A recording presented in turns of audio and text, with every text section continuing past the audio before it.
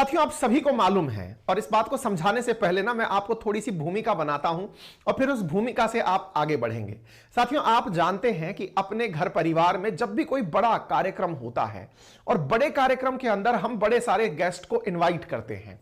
बड़े कार्यक्रम किन्हें कहा जाता है भाई? मान लीजिए जैसे अपने घर में शादी का फंक्शन है, सवामणि का फंक्शन है, जन्मदिन का महोत्सव है, या फिर ईश्वर के कोई भजन पूजा पाठ आप करा रहे हैं।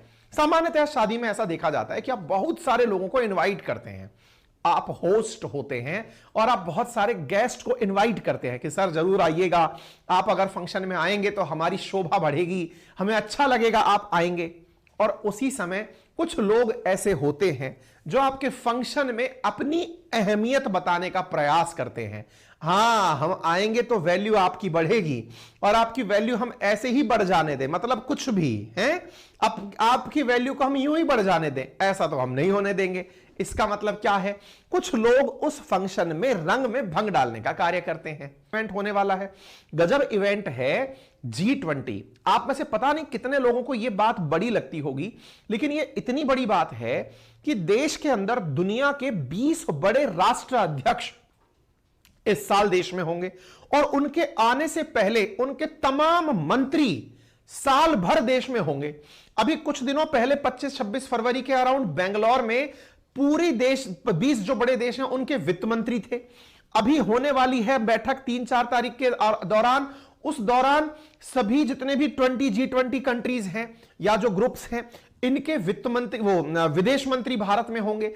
यानी आप यूं मानकर चलिए कि देश में पूरे साल भर, और उनमें सबसे बड़ी बैठक, यानी जिसको आप ये कह सकते हैं कि जो तोरण द्वार पर दूल्हा जाकर के छड़ी टांकेगा ना, वो इवेंट किस दिन होने वाला है?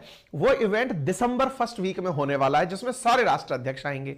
ठीक है साहब, क्या विदेश मंत्री आ रहे हैं? सभी जगहों के विदेश मंत्री इंडिया आएंगे और इंडिया आकर के वो सब लोग दुनिया का विकास आगे कैसे हो इस पर चर्चा करेंगे। अब उसमें हमारे एक फूफा जी नाराज हो गए। कौन नाराज हो गया भाई साहब? सुनने में आ रहा है कि जापान के विदेश मंत्री हमारी इस बैठक से किनारा कर लिए हैं।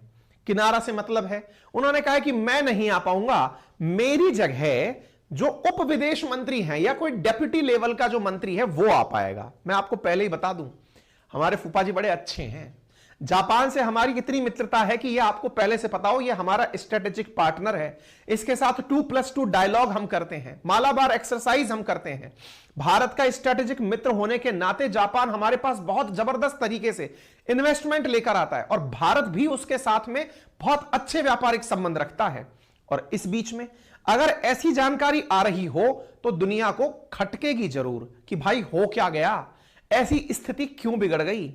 फूफा जी आफ्टर ऑल नाराज आप हो क्यों गए? शादी है घर में, लगन के फंक्शन से ही आप मुंह फुला के बैठ गए, ऐसा क्यों है? फूफा जी ने कहा आप लोग मेरी एक भी नहीं सुनते थे, मैं तो आज ही के दिन मान मनोवल करवाऊंगा।